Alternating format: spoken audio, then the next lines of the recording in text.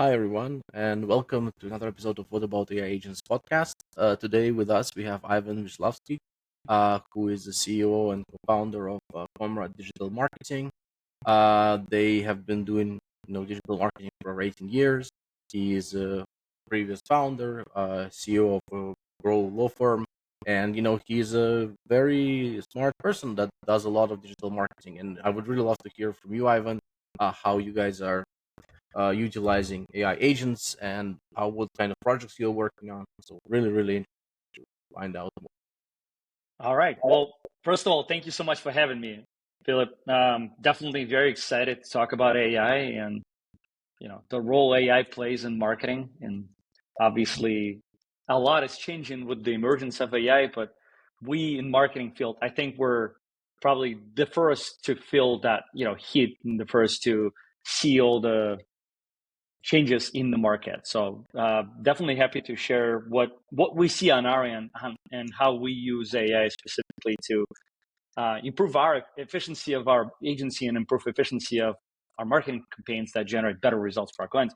But I guess I'll start out with a quick introduction of who we are. I think that would be helpful. So you rightfully mentioned that we have two agencies. Specifically at Comrade Digital Marketing Agency, we help local service businesses grow by getting them more qualified leads and new customers. How do we do this? We do it with the help of three main pillars: high performance website projects, improving visibility through SEO and content marketing, and running paid search campaigns that attract potential customers. Specifically, we've been a generalist agency for the last, since the inception of our agency about 5 years ago. We decided to fully niche down and focus on helping law firms and home service providers. Healthcare is another area where we're dabbling a little bit right now, but because of all the HIPAA compliance issues, that's going to be a little bit later. We can't rush this one. Right. So the agency was incepted in 2008, and our goal was always to make sure that our clients get a solid return on their investment from our marketing campaigns.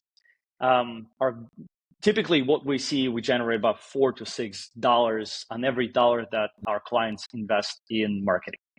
So when AI sort of became that popular topic, even before ChatGPT and OpenAI, sort of started buzzing our phones, and we started seeing everywhere. We were already experimenting with a few with AI specifically, with learning algorithms, learning machines, and so on. And we started building our own internal tools that will help us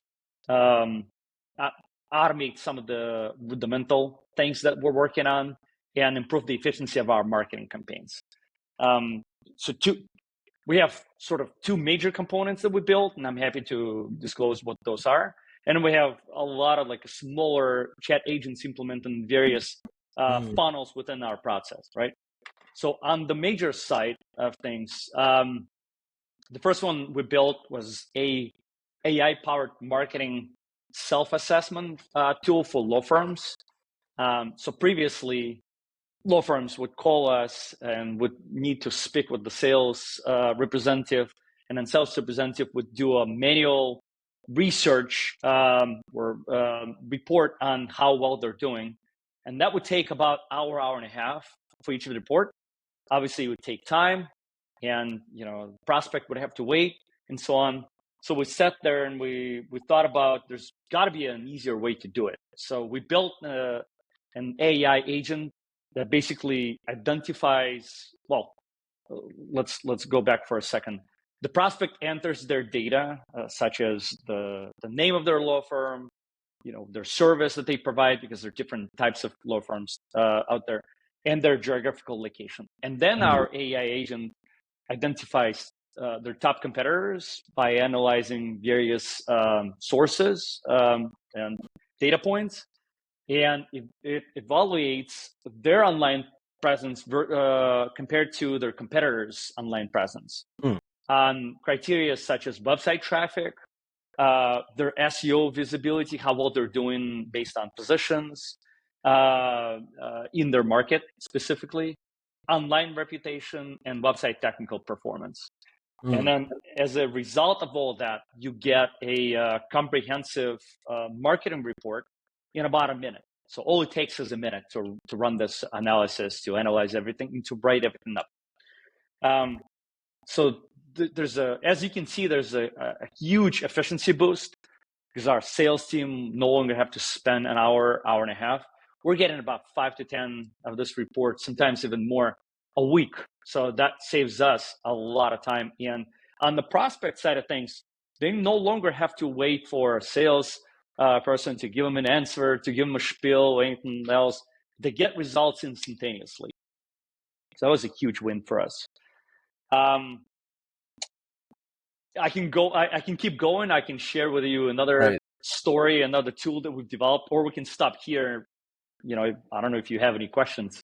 No, I think it's really interesting. So you're trying to help optimize local businesses, I guess, mostly in legal space and services, as you mentioned. So far I'm just hearing like standard SEO analysis. So where do the agents come in? Where the agents actually they assist and they provide and they automate the roles that your people would have to do manually. Where does that come in? Yep. So there are multiple data sources where the information is collected, right? Where previously used to be a manual data gathering, data entry, and manual data placement into a report.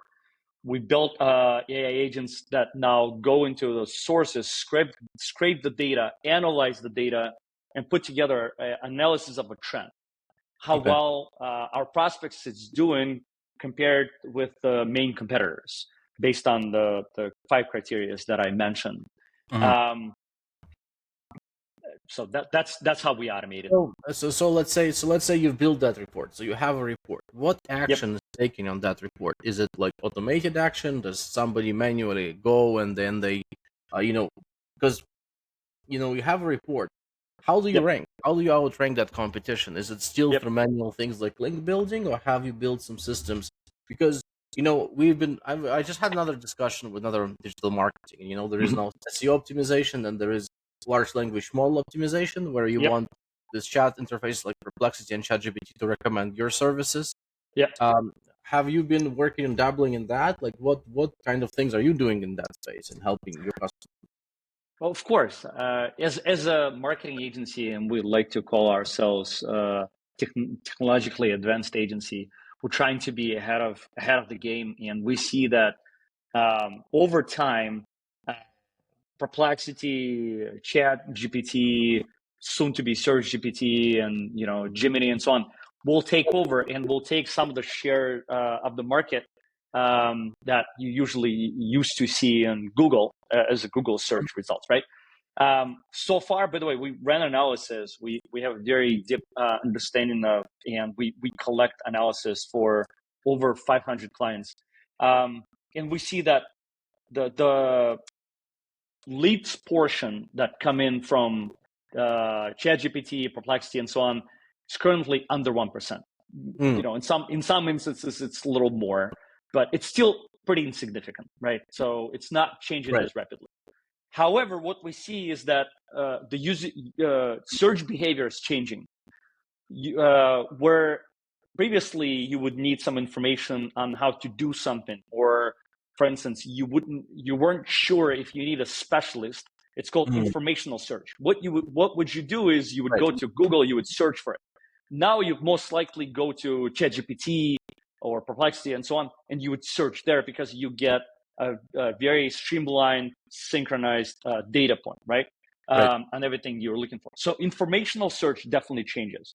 But when it comes to what we call commercial search or transactional search, where you're actually looking for local service provider, like for instance, Philip, God forbid you need a lawyer, how would you go about it? You'd probably not start typing in ChatGPT. You'd probably go to Google. You'd probably say, give me a family law firm near me, or a family law firm in your area, or personal injury, or whatever. and then you would get a local map pack plus other results, and you would probably start there. That's that's where the difference is. So with that said, we do know that from 1% of current leads generated from chats, it will over time increase, maybe to 5%, maybe to 10%, maybe to 20%. We don't know, but nonetheless, it's still very important, and we're trying to build our own hypothesis on how do we get recommendations from ChatGPT and Perplexity. And our answer is, instead of trying to rank for Google, we now need to switch our systems to rank for everything. So we not only have to focus on Google now, but we now have to focus on Bing. We now have to focus on Apple Maps, and so on. We now have to focus on social media, YouTube, various online forums, and so on and so on, directories, and so on and so on. Because later what we see is ChatGPTs and Perplexity and so on, they would be scraping data not from one data source, but from multiple data sources. So that's why we have to be present everywhere. Right. And I think for local SEO, as you mentioned, it is slightly different than, let's say, if you're like launching international B2B SaaS company, then you have like other sources. But for local specifically, maps and things like that, and local directories is still something that people search through. And it is interesting that you mentioned that. Yeah, I guess nobody says, well, give me like personal injury lawyers to ChatGPT like near me in Toronto, because it doesn't know where you are. Yeah, so that, exactly. that does make sense. So how about in terms of content marketing and generation of this content for these clients of yours? How much AI content is now being generated versus how much human content is still being done on the local SEO level, and what kind of results are you seeing? Because Great question. So each agency the situation is different, right? We see that ever since ChatGPT became so popular, a lot of agencies, especially on smaller agencies, started utilizing ChatGPT to generate content as much as possible. And we saw a burst of new content generated. Google noticed it. Everyone noticed it. And what it led to, the more content you have, the more stricter Google becomes, other chat systems become about analyzing which content is actually relevant and valuable, right? So our methodology, and once again, this is only strictly to us, we use AI agents to help us as a co-pilot, to help us generate an outline, help us do the research, help us put together hypotheses on a specific topic. So we no longer have to dig through the source. We can easily use AI to give us all the information at the fingertips. And then we use AI sort of to help drive the outline based on what competitors are saying in the space, right? But then it's still human that reviews it and builds an article with the human touch, using the storytelling, using the proper personalization aspects, and using the unique selling proposition of the client to ensure that it's highly relevant to this client. Because what we noticed, if you have AI generated content, most likely it's very generic content. It's not valuable. So will it rank? It will. But what's going to happen over time, Google will see that there's no user engagement on this content. So it'll start dropping this content and start penalizing this content. So from, instead of being in top 5 or top 10 positions, you'll start gradually coming down to like page 2, page 3, and so on, where no one looks for that. So human aspect is extremely important. And that's why, I think if you use an AI generated content only, you're losing. Right, and I know this as well because especially you can write the content with AI, and if it ranks, you can rewrite it manually. That's one of the things we've been doing. So you write something, you see it gets picked up, and then you just rewrite it, and you add the That's a human really touch. good strategy too, to see what sticks, right? But Yeah, with if you text, do a well enough research, if you analyze competitors, you would kind of get an idea of what ranks well, what doesn't. But I see your point. You could do that too. You can generate a first batch of content, release it, see if it works. If it works, rewrite it, optimize it, and so on. If it doesn't, remove it completely. I get your point. I know, guy. He generated 120,000 pages of content for Italian market for a painting company, Yeah, with AI. And then he got all this crazy traffic in the initial days of ChatGPT. He had like yeah, almost a million or 2 million clicks a month because he became so popular and people kept coming back to those articles. And then eventually Google just deranked it all and it completely destroyed the site. And he went from like exactly. millions of clicks, he went down to like 5,000 clicks. So that's the risk. Like if you like you can do things and you can do things in a hacky way. Just don't do it with your primary domain, your primary business domain. Create a new domain, do it there. Exactly. Especially if you're a marketing agency and you Yeah. helping clients. Imagine doing those tests with on the client's domain name and then all of a sudden destroying it completely, losing trust from Google. I mean that would end your relationship with the client, and hopefully you're not going to end up in the lawsuit.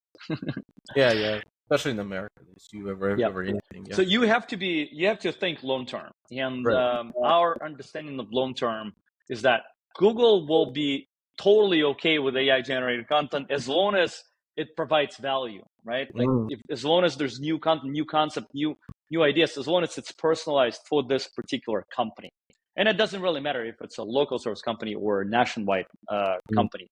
The same principles still apply.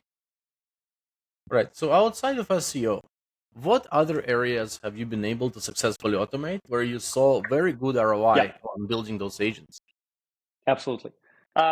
One area where we had four people manually doing work was lead qualification. So Mm. imagine this: we build marketing campaigns for our clients. Each Mm. marketing campaigns generate leads, right? The leads come from forums, live chats, and inbound calls. Mhm. So we used to have four people manually sitting through all those leads. And sometimes some of our clients Mm. have hundreds, if not thousands of submissions. Right. So try to go through all those submissions and analyze which leads are qualified, which leads are not. It's a nightmare. So once again, we sat there, our research and development team had a task and they developed an MVP concept. And then we sort of developed it even more. And now we have a fully automated AI powered lead qualification system. And that's what it does. We built AI agent that analyzes every single submission, whether it came from forum, chat, or call. We have one place where it all comes in. We have Mhm. our own interface that we built. It analyzes it based on number of parameters, such as their industry fit, such as service interests, such as geography, and so on. And it scores leads with about 85% of accuracy. That's really And interesting. in the report, you would see each submission, and next to each submission, it would say the lead is either qualified or not qualified.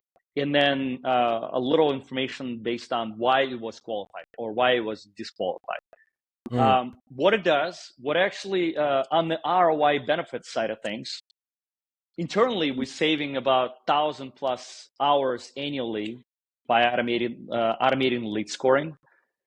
And for our clients, we're increasing sale efficiency.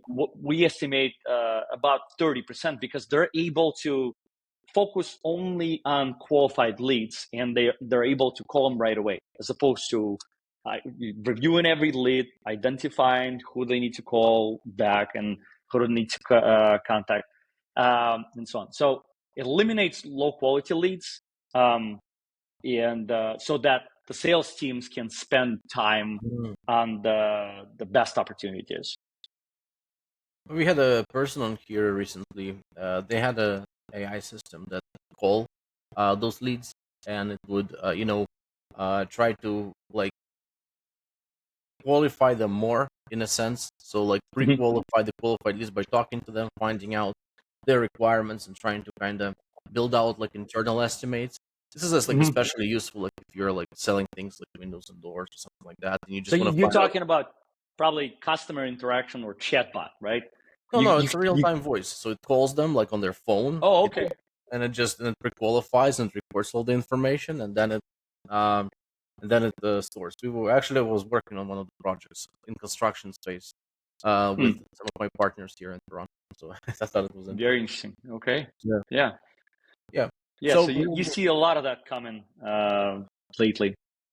Yeah, I think there is a lot of more automation on the sales and estimate side that's going to come in. Especially like, you used to need to have these kind of like people, they need to come on site, they have to like provide an estimate. Now, like if people were to take a video of everything, you could technically have an AI give like a 75 to 80% accurate estimate without having that guy come on site and do like construction. Yep. No, it makes a lot of sense. Because it's anyways, basically you. Yeah. Go ahead. No, I'm sorry. But anyways, back to what we were talking about. So, in regards to this, so you automatically pre-qualify this lead. So what other tech like innovations in the marketing space do you see for the local companies? How are the local companies in the US in general? How warm are they towards adopting AI and adopting agents and chatbots and other technologies? Like, do you see any pushbacks like from these like old school companies? Not as much. I think we hear word AI probably at least a handful times a day. So we're sort of ingrained right now. We sort of already got used to the notion that AI is here to stay and is here to help us, right? So but there's a challenge, and the challenge is, I don't know about you, Philip, but I'm getting about 10, 15 emails a day pitching me all kinds of AI systems. Yeah. So I think there's just general skepticism. Like we're just a little bit, and that's what I feel towards our clients too. They're a little bit, burned out with all the technology notion, and they don't really have time to test that out. They expect the professionals, us marketing agencies, to go fetch the best solutions and test it on their behalf. And they're very appreciative when you come to them with new idea. When you, for instance, we just recently we started testing the chatbots systems and customer interaction systems. It basically allow you to have an interaction on your website instead of like a live person, right? Right. And we're learning through that a lot. And our clients that we decided to test it with were very accepting. They were like, "Oh yeah, absolutely. Let's build it. Let's figure it out." There's a lot of automation when it comes to not even automation, but AI systems and so on, and agents when it comes to video marketing. Video is really hard to automate, right? Like you can write a lot of written content with AI, but when it comes to video content, it's really hard to mimic that. Make this video look really authentic and realistic.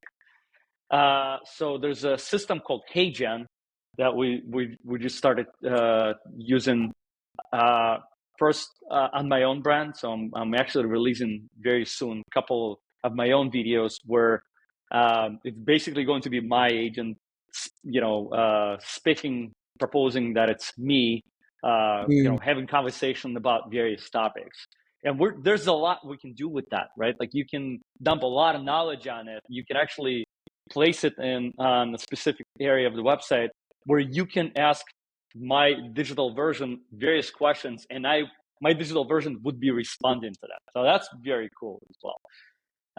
So all in all, I think there's a lot of development in this area. I think the digital twins is something we talked about with some other people. It's basically you at scale. So what could you do if you could, duplicate or triplicate yourself?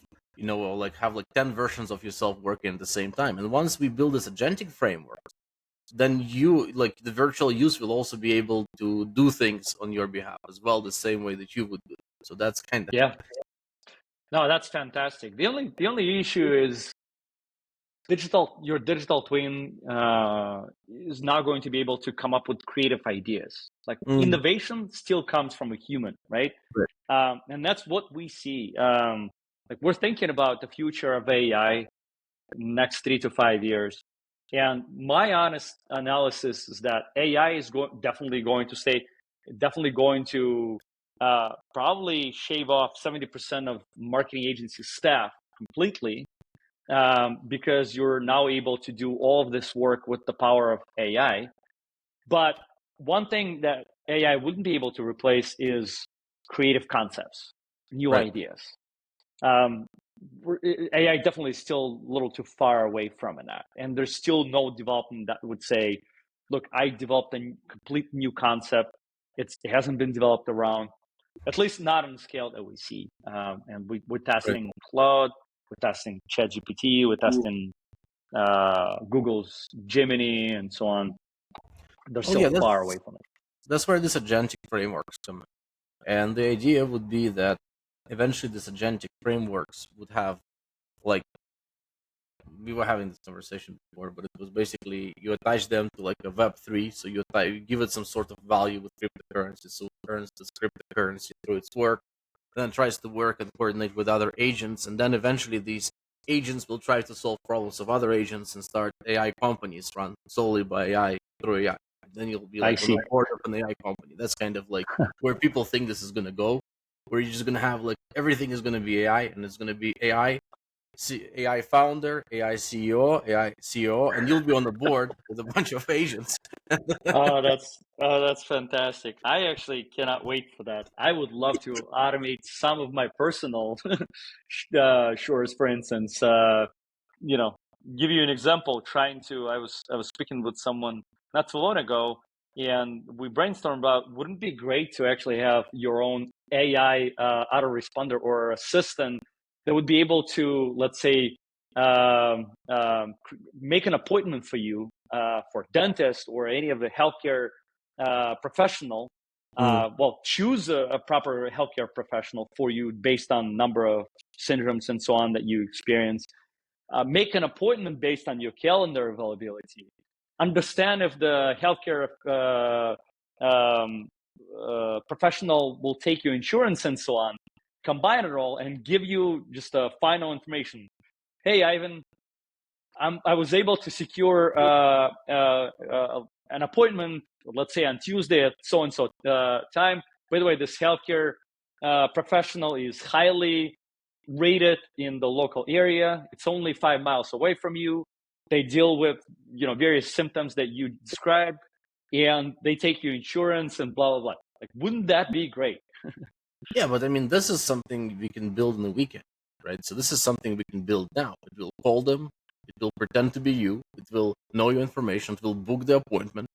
And, we had the use case in Canada. We have this socialist healthcare that it's really hard to get appointments for stuff. So if you want to get an MRI, you have to wait for like 9 months, unless you call them every day and see if there's a cancellation. So you had built an agent that just calls them every day and asks them, "Is there a cancellation?" And there you go. There you go. That's go. Awesome. I think the problem with that would be the acceptance on the professional, on the healthcare professionals. I think that's where the challenge is going to be, and it's quite possible that it'll take several years. And once they'll start seeing that other healthcare professionals started using this technology, then they'll very quickly switch towards it as well. But I think it would be great to have this, sort of assistant help you do that. Well, yeah, I mean, if somebody is listening, build an agent like that. I think there is a big market for it in the US, especially if like you need to make appointments with physical businesses that are not like super tech savvy, like construction or health or some other people that are like you still need to do like a phone call to, right? Because as you mentioned, the lead forms they see it like untended, so it's always best to call, especially in the US. So yeah, this is really interesting. So where do you see this technology going? Like, what are some of the predictions you have for the future of this space? In our space specifically, I don't think it's going to replace marketing agencies or the need to do marketing. I think AI will definitely become a lot smarter it will be very helpful to analyze trends. I do see that AI will be extremely helpful when it comes to analytics, not based on past, but coming up with potential hypotheses on what to expect from various marketing campaigns based on various marketing data points. I see a lot of potential there. There's definitely, I think AI will be helpful when it comes to marketing to individuals in a very personalized approach. So have you been successful with this, like, personalization and like marketing, like as you mentioned, marketing to these individuals? Have you ever seen like a good example of AI personalizing things in a way that actually works and converts? So to be honest, no, we haven't really. That's the area that we haven't really played in. We do have a lot of appetite, but there's a lot more processes that we can automate right now with the chat agents that will save us thousands of hours. So that's our low hanging fruit. That would be research and development, which is extremely important, extremely interesting to build hypotheses and so on. But there's just, it will definitely take time, and there's unknown benefit of it.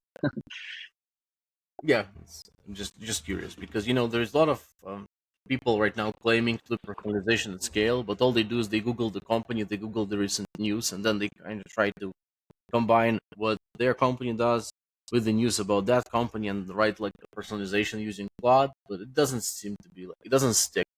So I don't know. I've been trying to research automated personalization at scale, so you can send like 100,000 emails at scale with personalization by AI. Like you do a full research of the company, of the person, of their role, and then you kind of extrapolate everything. So it's like a multi-step agentic thing. But so far, nothing sticks. I don't know. It's just one of those things. Yeah, we're building one of the tools for our sales team that basically within a minute after someone contacts us, let's say a prospect contacts us about their marketing needs, you'll automatically go and will research their bio, their website, analyze their services, how well they're doing, and it'll give you all the information in a nutshell. So the salesperson can quickly call them and talk, about all the important aspects, knowing the situation, knowing who they are. That's fully built with the power of AI agents, and there's still some limitations, but I think it does job really well. 80%, it's 80%. It's there, which is great. Well, I mean, yeah, in the hands of a human, this AI research is immensely more powerful than in the hands of AI itself, which does not seem to be able to make the necessary connections that a good salesman would make. When they would see something like, oh, they're expanding in that and that region, that means they have to work with this and this. So there is just a lack of like awareness. But I guess that's going to get fixed as well. So what are some other things you're excited about? In AI space specifically? In general, for your company, for Comrade, like what are some of the big wins that you had recently? What are you happy and passionate about these days? Yeah, we're very much on the path to automate all of our production process and put it all in the place. We developed a client portal that now, instead of using 10 different tools, project management tool, and so on, so on, so on, we're now trying to combine everything into one place, and we're trying to automate whatever we can. So the goal is, our vision is, whenever a prospect comes to us, we're able to very quickly build a preliminary strategy using AI and using various data points of what we did for other marketing companies, what was successful, what wasn't, what should we recommend to begin with, and so on. And then from there, once the clients sign on, everything goes through this client portal. Everything is automated. And that should save us, based on our projections, that should save us about 50 to 60% of our time. We have about 85 folks right now on the team. I'm not trying to get rid of anyone. I'm not trying to fire anyone, but my goal is to become more efficient over time, like super efficient, right? So we can be focusing on other things. So that our resources could be working on like R&D processes, developing hypotheses on personalization of content, and so on. Very excited about that. And any plans to make that back office tool available to the public or to other agencies, or is that something that you're just going to keep internal as your secret sauce? I actually have a lot of friends in the agency space, and sometimes I share some of this information, some of this infrastructure with them, and I'm always asked like, "Hey, can you lease this to us?" We're still quite hesitant about it because marketing using it for our own, it's one use case, but then once you start marketing it as a SaaS company, it requires completely different infrastructure, budgets, marketing channels, everything, sales infrastructure. It's a different game. So we're just not. I want to say we're just not quite there yet. But eventually, maybe. You can always raise money, right? I mean, if you say That's like right. But we've been bootstrapping ever since we incepted the company, right? Like it's engraved. Like we're always trying to be very mindful about our budgets. But once you raise money, the game changes completely. I understand how it works. yeah. You gotta spend. You gotta be there first. You gotta And you get a spend boss. as much as You have possible. a boss or a bunch of bosses who you have to report to. Exactly. That isn't the worst. Like, you became an entrepreneur than to go and work for some investors. Right, exactly. Like, what's the point? I'm enjoying my life right now. I'm trying to keep the balance between work and my personal life, which works amazing so far. So I don't know about about this prospect of working for someone else. Yeah, I totally understand. Well, Ivan, thank you so much. And for people who want to get in contact with you and maybe use some of your services, how can they reach you? What is like the best way to get qualified? And like, who should reach out to you? Like, who are the companies that you want to work Well, first of all, if you're a local service provider and if you're in need of marketing help, a true ROI marketing service, then you can definitely reach out to me. I actually have my personal website that was developed by my marketing team, ivanvislavskiy.com. You can find my contact information there. But then also, if you have any additional questions or you just want to collaborate, you just want to exchange information and so on, you can always drop me a line as well. I'll be happy to respond. I'll be happy to provide whatever information I can. Excellent. Well, Ivan, thank you for being on the show. It was really good to have you, and hopefully we get to see you again in maybe 6 months to a year. See what tools you build and how you guys have evolved and how much you've automated. Really excited to kind of follow your journey. Thank you for being on the show. Appreciate it, Phil. Thank you so much for having me. It was a great conversation. Definitely enjoyed it. In this world, conversations about AI always fascinate me about so much additional stuff you can do with that. It's just fascinating. Well, we learn, and I feel like the more conversations I'm having, the more I'm learning, and what people are doing, what people are thinking. This is what kind of made me start this thing, and I'm like, okay, well, that's interesting. I didn't know some people were doing this or that. 100% agree. Yeah, for sure. Well, thank you so much. Philip. It was great talking.